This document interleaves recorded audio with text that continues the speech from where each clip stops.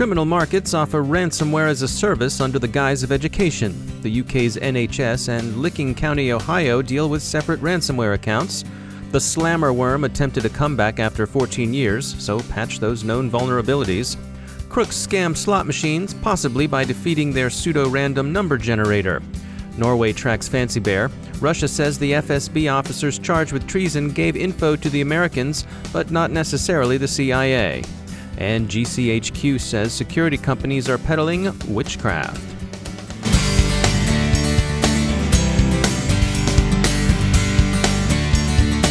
Time to take a moment to tell you about our sponsor, CyberSexJobs. If you're an information security professional seeking your next career or your first career, check out CyberSexJobs.com and find your future. CyberSexJobs is a veteran-owned career site and job fair company for information security professionals and students.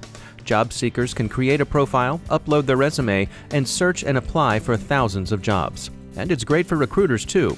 If you're an employer looking to source information security professionals, contact CyberSexJobs about their flexible recruitment packages designed to meet your needs.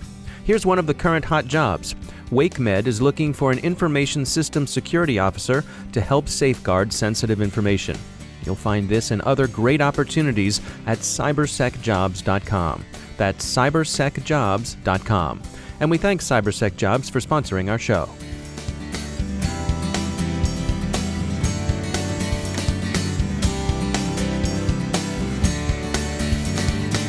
Major funding for the CyberWire podcast is provided by Cylance. I'm Dave Bittner in Baltimore with your CyberWire Summary for Monday, February 6th, 2017. We've been following the evolution of criminal markets for some time now. The black market has seen customer service portals, even reviews on the criminal equivalent of Yelp, Ripper.cc. In these cases, the bad actors make little pretense about being, well, bad. But that's not always the case. Some of the bad actors pose as legitimate or at least gray market services. Radware has discovered a new ransomware as a service portal on the dark web. This one is called Ranyan, and it cloaks its crooked shame behind a fig leaf inscribed, "For educational purposes only." You'd be unwise to take it at face value. The portal looks much more like a standard straight-up black market money-making operation. You can subscribe for 0.95 Bitcoin annually, that's about $960, or if you're not quite as all-in as that, you can get 6 months for just 0.6 Bitcoin, about $600, presumably if you act now. A word to the wise, there are a lot of legitimate security businesses that will teach you everything you need to know about ransomware without requiring you to dump hundreds of dollars into a dodgy dark web portal. Ransomware, of course, remains a threat, with medical services and local governments particularly hard hit. Several national health trusts in the UK are still digging out from under their own infestations, and in the US, a county in Ohio, Licking County, is also dealing with ransomware that's locked them out of a number of services, including police and emergency responder systems. So it's a threat not to be taken lightly. If you're interested in a model of how to plan for recovery, take a look at the St. Louis, Missouri library system. They were hit, but they recovered swiftly and without paying the ransom because they had a well-thought-out and well-executed backup system. Speaking of Missouri, the Show Me State's Gaming Commission has concluded that a Russian national, a fugitive from the law of averages and unnaturally lucky at slots, finagled some of the one-armed bandits. The caper happened in June 2014, but remains puzzling. Whatever they did gave them an implausibly high win rate on the slots. The Lumiere Place Casino noticed payouts on its machines running far higher than could be reasonably expected. Indeed, Wire reports the casino hadn't seen the likes of it before. So security investigated and reviewed surveillance footage of the casino floor. The cameras showed a 30-something dark-haired guy playing exclusively older slot machines manufactured by Aristocrat Leisure of Australia. Most slot cheats physically compromised the victim machines. Not so this guy, since identified as one Murat Bliev, a Russian national employed allegedly by a St. Petersburg cybercriminal certificate. And note that this is St. Petersburg, Russia, not St. Petersburg, Florida. Shuffleboard players in the Sunshine State seem air-gapped against hacking, at least for now. How the scam worked isn't yet fully understood, but it may have gone something like this. Bliev would play, pushing buttons on games like Pelican Pete or Star Drifter, while holding his smartphone unusually close to the screen. The first attempts were normal, but he'd return in half an hour or so, play the machine, and win big, parlaying $20 or $60 into a reliable payout of $1,300. It appears that he was in touch with mathematicians in the Home Office who cracked the device's pseudo-random number generators. Bliev returned to Russia, but incautiously returned stateside, where he linked up with 3 fellow scammers. The quartet were arrested last month, the first 3 copying a plea, the last one using his status as a religious refugee to provide U.S. authorities with evidence. Those who've been in the industry for a while will recall the slammer worm, which enjoyed its heyday 14 years ago. According to Checkpoint, someone made a concerted attempt to revive Slammer at the end of 2016.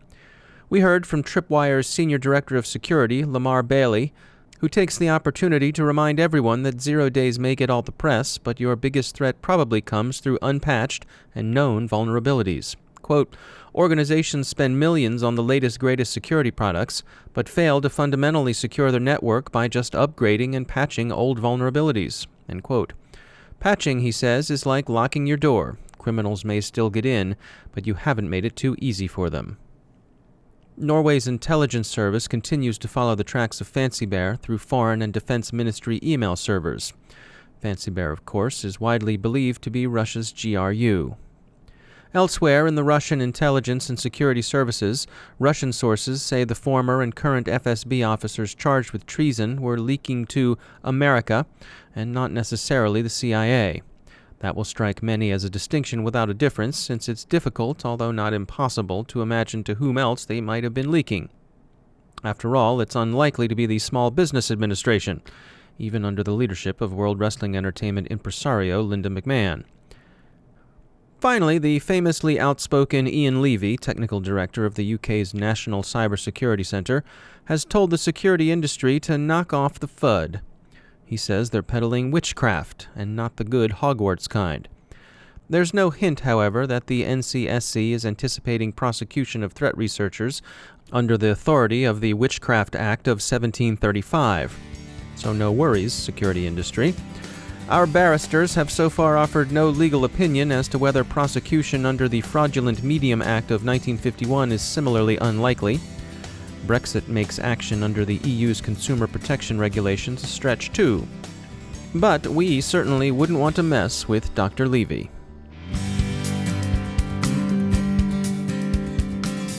Time for a message from our sponsor, E8 Security. You know, the old perimeter approach to security no longer protects against today's rapidly shifting cyber threats. You've got to address the threats to your network once they're in your networks. E8 Security's behavioral intelligence platform enables you to do just that. Its self-learning security analytics give you early warning when your critical resources are being targeted. Whether it's credential misuse, unknown processes, or malicious command and control traffic, the E8 Security platform automatically prioritizes alerts based on risk and lets your security team visualize the relationships among targets, explore divergent hypotheses, and uncover hidden attack patterns. To detect, hunt, and respond, you need a clear view of the real risks in your business environment. And that's what E8 gives you. Visit e8security.com/DHR and download the free white paper to learn more. That's e8security.com/DHR. E8, transforming security operations. And we thank E8 for sponsoring our show.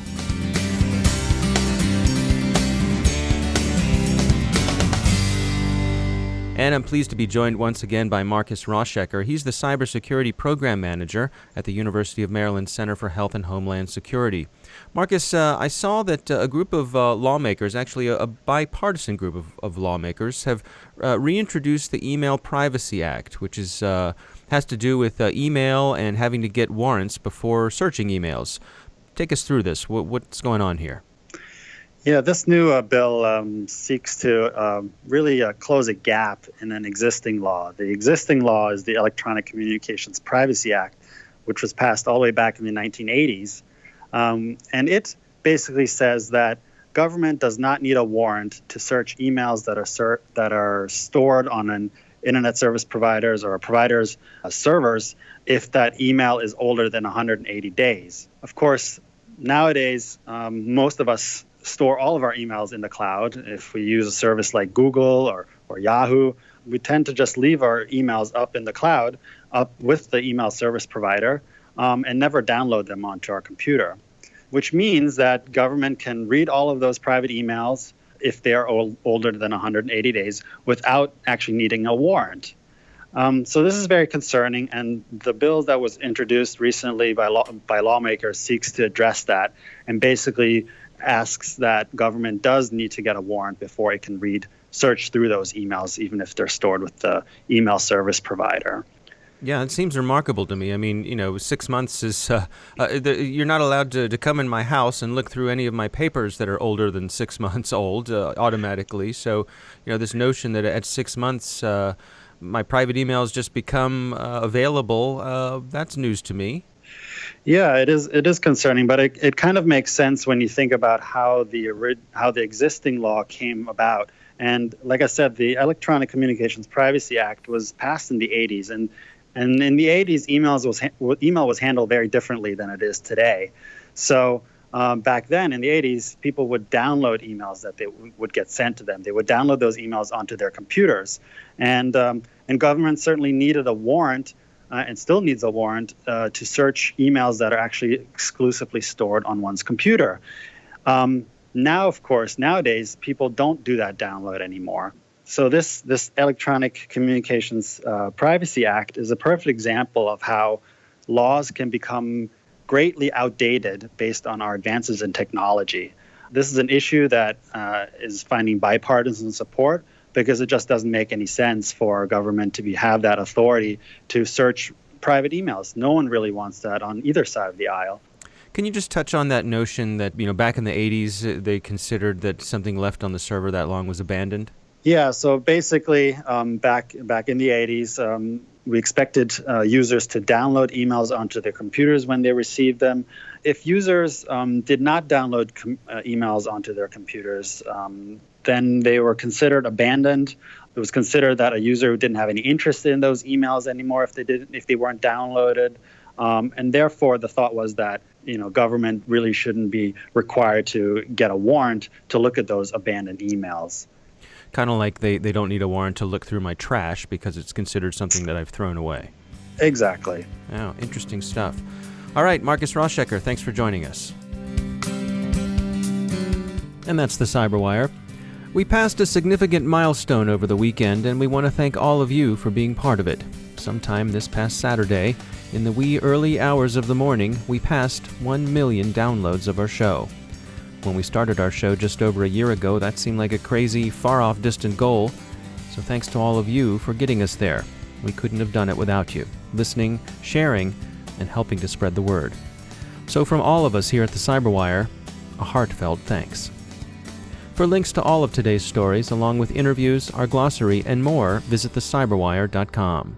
Thanks to all of our sponsors who make the CyberWire possible, especially to our sustaining sponsor, Cylance. For more information about how they can protect you, visit Cylance.com. The CyberWire podcast is produced by Pratt Street Media. Our editor is John Petrick. Our social media editor is Jennifer Iben, and our technical editor is Chris Russell. Our executive editor is Peter Kilpie, and I'm Dave Bittner. Thanks for listening.